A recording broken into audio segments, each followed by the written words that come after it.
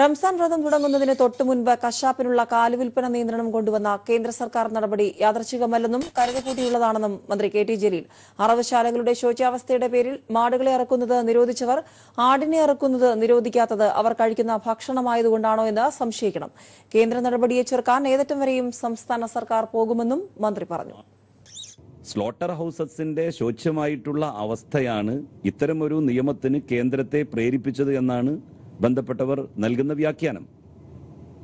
എങ്കിൽ എന്തുകൊണ്ടാണ് അതേ ശോച്യമായ അവസ്ഥയിൽ കശാപ്പ് ചെയ്യപ്പെടുന്ന ആട് ഇവരുടെ പരിഗണനയിൽ വന്നില്ല?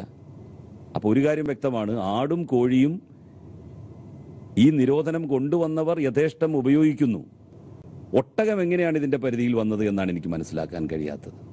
അപ്പോൾ ഈ പോത്തും കാളയും മാത്രമായാൽ എങ്ങാനും ഇവർ ഈ ഒട്ടകത്തെ അറുത്ത് തിന്നാൻ വേണ്ടി ശ്രമിക്കുമോ എന്ന ഭയം കൊണ്ടോ മറ്റോ ആകുമോ അങ്ങനെ ഒരു തീരുമാനം നേരത്തെ തന്നെ ഒരു പ്രിക്കോഷൻ എന്നുള്ള നിലയിൽ കേന്ദ്രമെടുത്തത് എന്നുപോലും സംശയിക്കേണ്ടിയിരിക്കുന്നു.